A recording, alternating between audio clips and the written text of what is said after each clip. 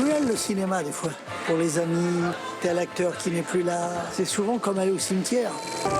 I could just change it, but I don't know how.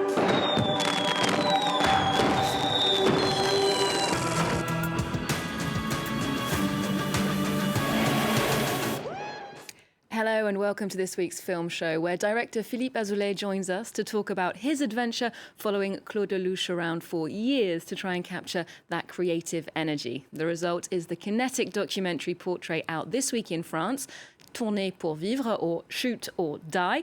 Welcome, Philippe, to the Hi, studio. Olivia.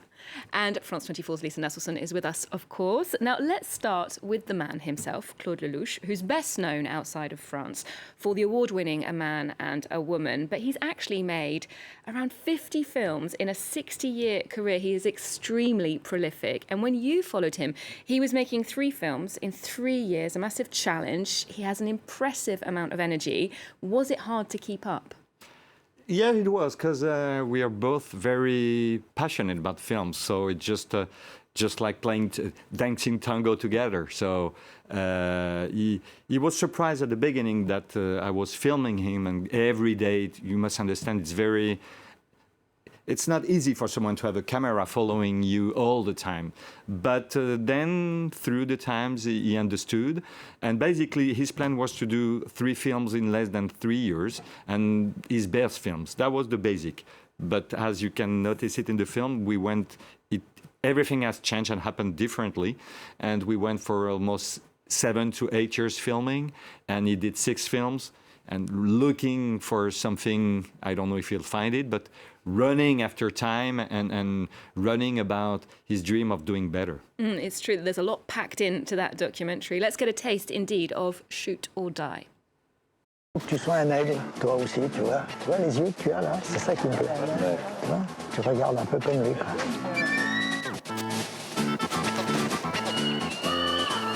Et là, il s'est envolé. Il est parti. On essaie de le récupérer. Merde. Bon, attends, l'aigle est parti. Chronique d'une catastrophe annoncée, Georges, l'aigle, s'est fait la malle. Il n'a pas de doublure et c'est un des personnages principaux du film. Claude accuse le coup mais garde le cap, poursuit sa journée de tournage. Fidèle à lui-même, s'en remet au dieu du destin. Surtout, il faut qu'on retrouve l'aigle. Hein. Now, for all of us who have struggled to master the French language, I would just like to take this opportunity to say thank you to Claude Lelouch for proving to me that in French, articles really do matter. So it's un homme et une femme, an homme et une femme. Okay, Lelouch has made films with the cream of French and some foreign actors. He made several movies with Jean-Paul Belmondo, Johnny Hallyday, the famous singer, co-starred in one of the movies you covered for your film. Critics have been known to give Lelouch a hard time, but apparently Marlon Brando and Steve McQueen were eager to work with him. Why do you think actors enjoy working so much with Claude Lelouch? So you know about that story about Steve McQueen and Marlon Brando. Yeah, I think Claude is an opportunity for actors to work differently.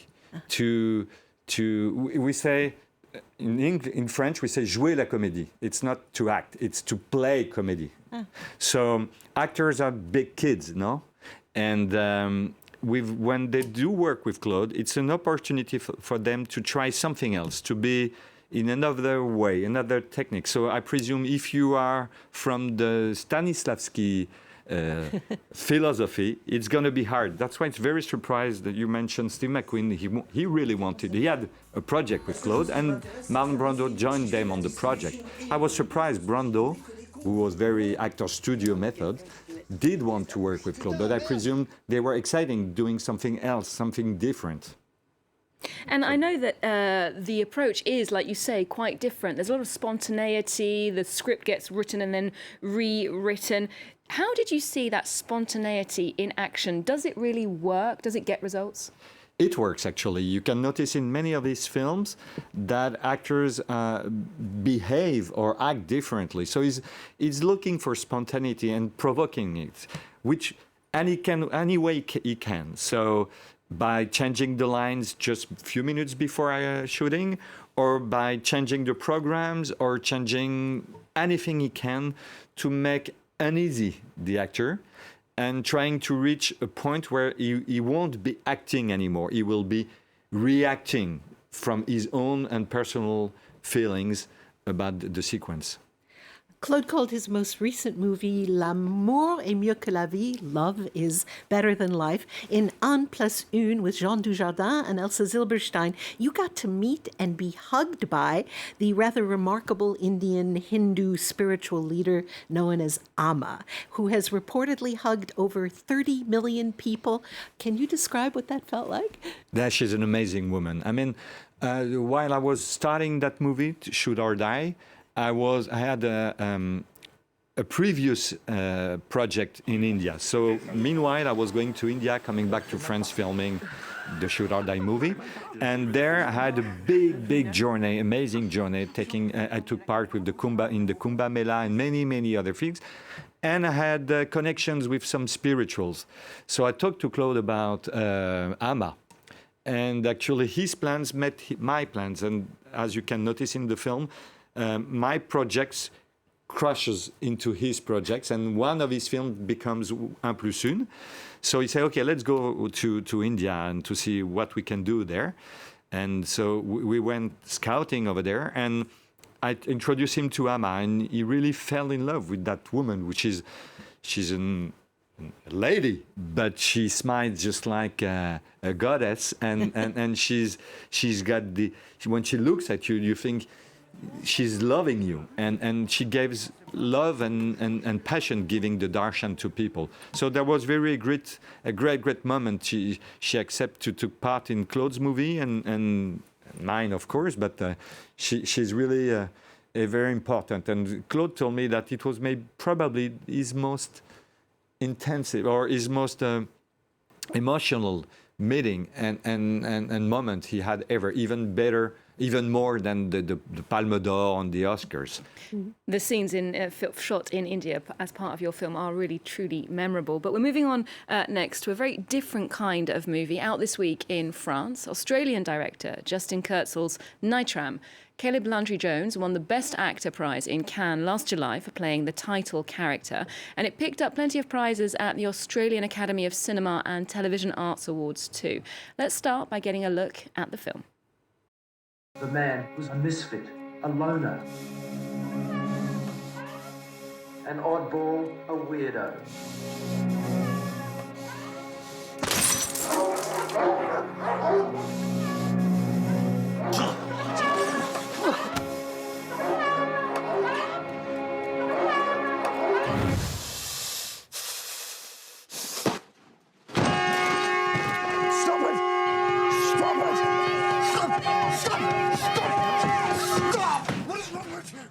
Pretty dark atmosphere from what we can see there, Lisa. Tell us more about Nitram. Well, I think it's fair to say that most of us get really angry, at least some of the time, but most of us don't harm anybody else physically in order to express that anger or frustration. I'm being enigmatic because when I saw this at its world premiere in Cannes last year, I had no idea it's based on real people and a true story. It's set in Tasmania, and mainland Australians and Tasmanians would presumably know where the story is headed. But I didn't. In fact, while the reviews were good, some movie theaters in Tasmania actually refused to show it. What would you do if you loved your adult son who lives with you, but find it increasingly difficult to like him very much because, well, he acts like such a jerk? Can you ever stop tending to the destructive whims of an emotionally warped child? That's a question that perhaps the film tries to answer in its own dark way. Now, finally, moving on, the Forum des Images in central Paris is running a 50-film retrospective through to the 7th of July. Tell us a bit more about Les Fantômes du Western, or Ghosts of the Western. Well, this is a rather brilliantly programmed series that sets out to appreciate Westerns for the stories they tell, but also looks at how this quintessential American genre that when I was a kid we called cowboys and Indians actually influenced filmmakers all over the world, especially in Italy. French film critics couldn't get enough of writing intellectual essays about the work of John Ford, Howard Hawks, Anthony Mann, who Americans tended to take for granted as people just doing a good job as you would for a TV series like Bonanza or even Petticoat Junction. Clint Eastwood, of course, made an indelible impression in the so-called spaghetti westerns as the man with no name. And an enterprising fellow named Joey Hammam made French westerns in the silent era. The films may be set in the past, but the themes have never stopped resonating. The frontier, conquest, a fair amount of violence. The American film business, ended up in California to get away from Thomas Edison's patent enforcers, and because the sunlight was free and was handy for exposing celluloid. But California is as far as you can go before winding up in the Pacific Ocean, possibly mistreating indigenous people in Buffalo along the way. There will also be 6 lectures that will explore deeper meaning, but anybody can enjoy the movies just on the big screens at the Forum des Images. A good tip there. Thanks, Lisa. Now, Philippe, what about you? Have the American Westerns played an important part in your life as a cinema goer? Really? I mean, I was a big fan of Sergio Leone movies since I was a kid. I remember at that time that the critics were very, very aggressive towards Sergio Leone and Clint Eastwood. Now they love them, but at the time they were worse than that. So no, I love Unforgiven. I love the good, the bad, and the ugly. I mean, so many amazing Western and the Wild Horses.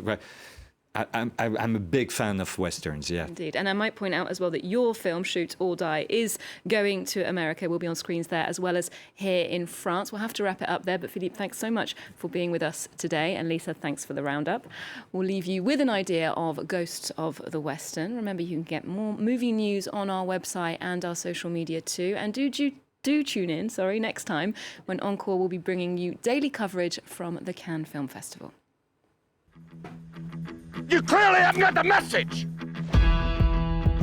This is my town! I decide who lives or who dies! You know I can't let you do that.